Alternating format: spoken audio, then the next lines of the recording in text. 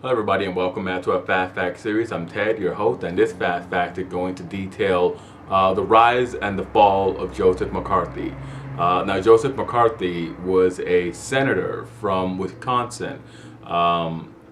He emerged out of the perfect storm that was created by the quick return to war to fight communism and the lack of an outright victory in the Korean War.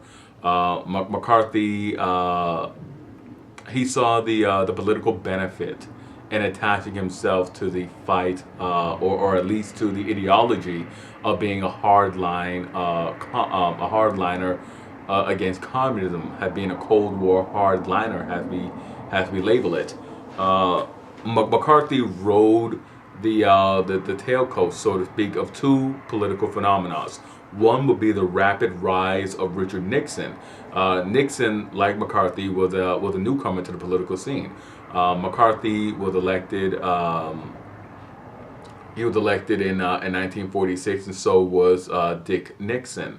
Nixon, while McCarthy had literally had a very undistinguished political career in the Senate between 1946 and 1952, Nixon had been a political superstar from the beginning.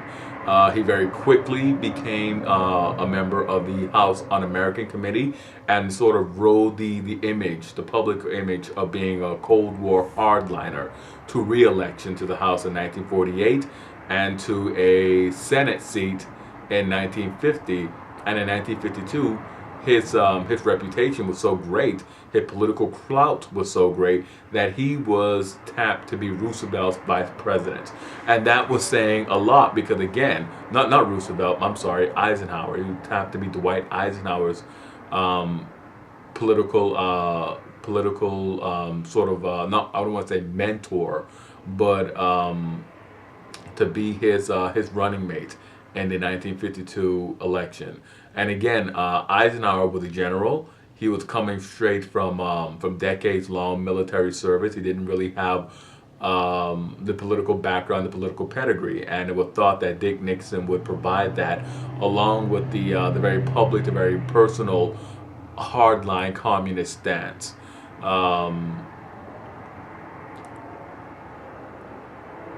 Not only did McCarthy want to capitalize on what Nixon had done, he wanted to emulate what Nixon had done with riding the anti-communist wave, but he also wanted to. He also would have known of the old Republican rhetoric of branding the Democratic Party as the party of treason, and indeed he would later go on to call the past 20 years of treason. The past 20 years, of course, being from 1932, Franklin Roosevelt's first term, to 1952, the end of Truman's second term in office. But he would go on to do what I like to call waving the communist shirt, and that's a play on the term waving the bloody shirt, in which Republicans in the 19th century, from the Civil War until the end of the 19th century, Republicans and Republican political candidates would simply wave the bloody shirt, and they would go out and they wouldn't really speak about the issues on hand. They would simply remind voters that it was the Democratic Party who had been the party of succession, that it was the Democratic Party who had been the party that plunged the nation into the Civil War. And for the children of Civil War veterans and for Civil War veterans themselves, that was normally enough to keep them from voting for the Democratic Party. But McCarthy himself, he was a veteran. He was a veteran of World War II, and he was a judge in Wisconsin before his political career. Now McCarthy, he lied, and this lie was quickly found out. He claimed to be a combat aviator who was heavily decorated. He wasn't. He was a veteran, but he was a non-combat veteran, and he was given the nickname Tail Gunner Joe, and it was used derisively to sort of embarrass him, to sort of show that he was not liked or in any way viewed with any sort of reverence or any sort of warmth. Now McCarthy used high-handed and intimidation to sort of browbeat those that he accused, and he flippantly accused people of being communist.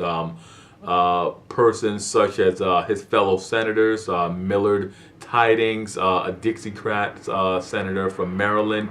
He was accused of being a communist, and he was humbled. He was shut up on the floor.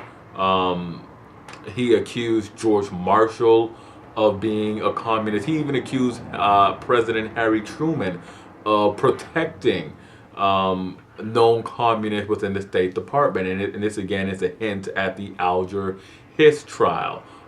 Hiss was a close confidant of Truman's Secretary of State, Dean Acheson.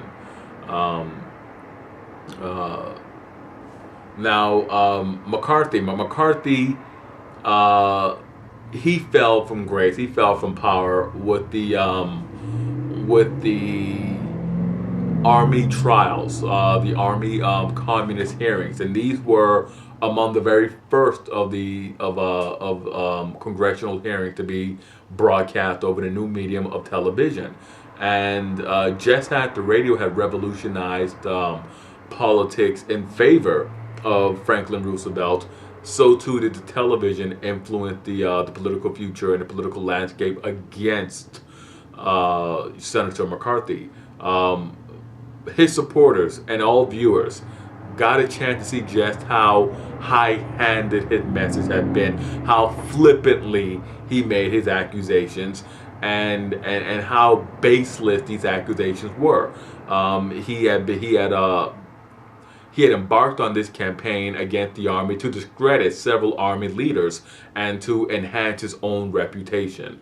But the end result was that he was humbled, he was humiliated, and very shortly after, the Senate passed a motion to censure him. He was censured in the Senate, and after his Senate censorship, his health went into decline, and he died in 1957. But McCarthy in his career highlighted the fragility of American society, that it didn't matter if his accusations were true. And by all accounts, we all agree that his accusations were not true, that he was simply saying this to reap political rewards. But the mere accusation of being a communist was enough to destroy somebody, and that was what he was going for. And that's all I have. I'll end this fast fact right here. Hit like, subscribe, and comment. Let me know what you thought about this fast fact. And as always, I am Ted, and I will see you guys next time for another fast fact.